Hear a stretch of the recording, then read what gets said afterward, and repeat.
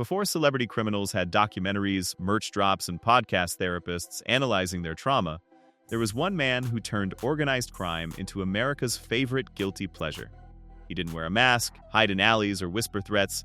He smiled for cameras, tipped reporters, and acted like he was running a very aggressive beverage startup. He ruled a city not with laws, but with fear, cash, and a schedule so tight even accountants would panic. He dodged murder charges, bribed officials, and survived gang wars like it was a competitive sport. Early life: a dropout with ambition and a short fuse. Born in Brooklyn in 1899 to Italian immigrant parents, Al Capone grew up in a crowded household that offered discipline at home and chaos on the streets. He attended school only until the 6th grade, leaving at 14 after punching a teacher, an early sign that authority and Capone were never going to get along. Like many boys in his neighborhood, he drifted into juvenile gangs. Not out of desperation, but opportunity. The South Brooklyn Rippers and the 40 Thieves Juniors gave him his first taste of structure, loyalty, and low-level crime. A curriculum far more practical than anything taught in class. While holding a string of ordinary jobs, Capone was quietly learning the street economics of protection, intimidation, and reputation. Skills that would later earn him millions. Johnny Torrio and the 5 Points Gang.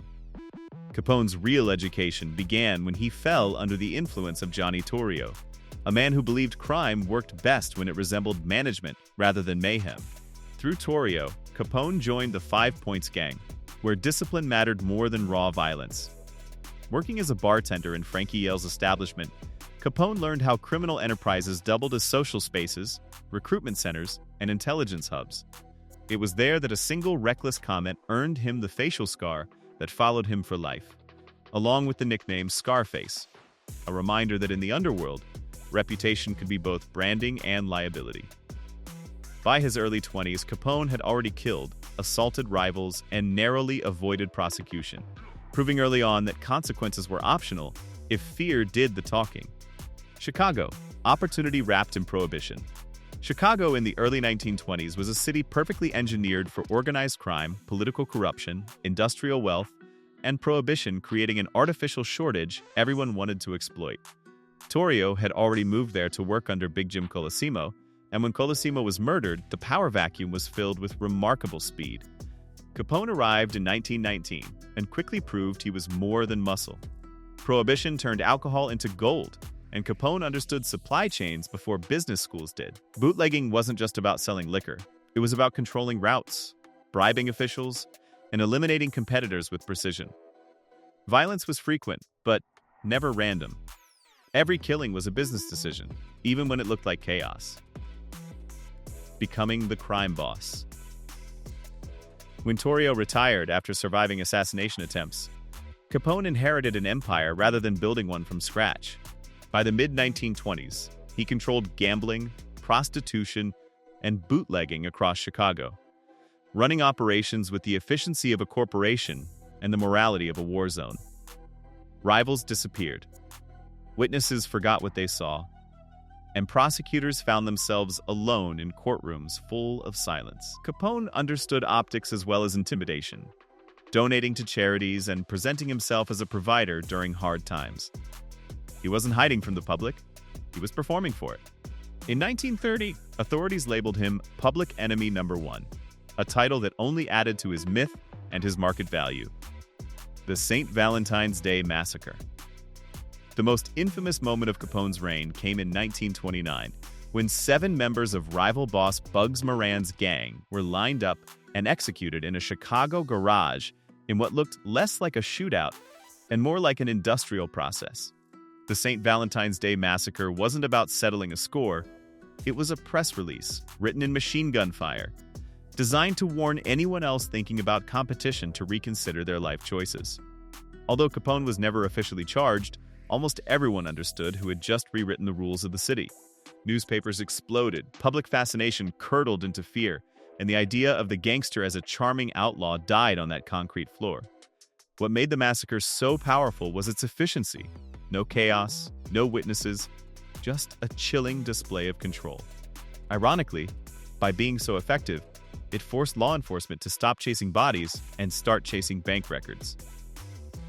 The massacre didn't end Capone's empire overnight. but it guaranteed that the end, when it came, would be quieter, smarter, and far more dangerous to him. Fame, wealth, and the illusion of invincibility. At his peak, Capone's fortune was estimated at nearly $100 million, an amount that made him richer than many legitimate industrialists.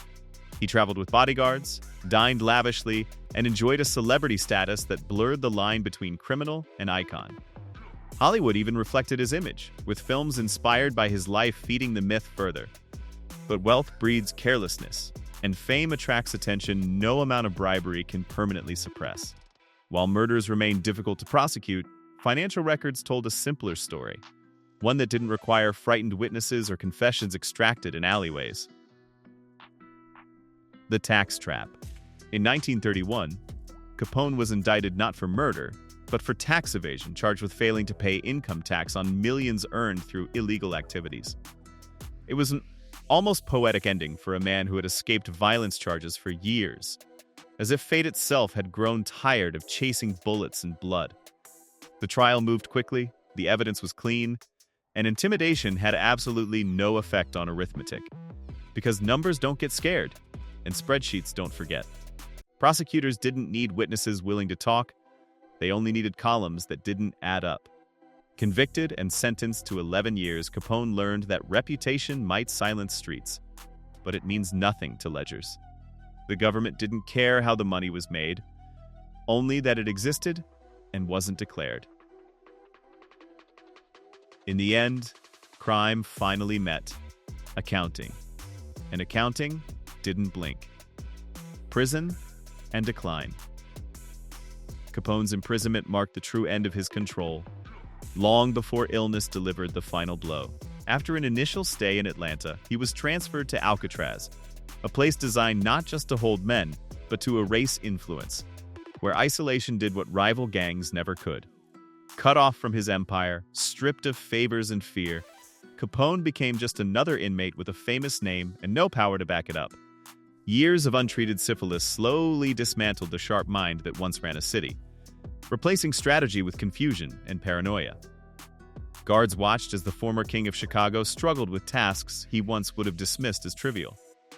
Released in 1939 due to failing health, he retreated to Florida, surrounded by comfort but haunted by irrelevance. The man who had terrified cities now struggled with basic memory, a quiet reminder that power, once lost, doesn't come back looking for you. The gangster who changed crime forever. Al Capone died in 1947 at the age of 48. Not in a hail of bullets, but in a bedroom, weakened and forgotten. Yet his legacy outlived him in ways he never could have imagined. He transformed organized crime into a modern enterprise, demonstrated the limits of violence as a long-term strategy, and forced governments to rethink how criminal power could be dismantled. His story endures not because he was the worst criminal, but because he was the most visible lesson.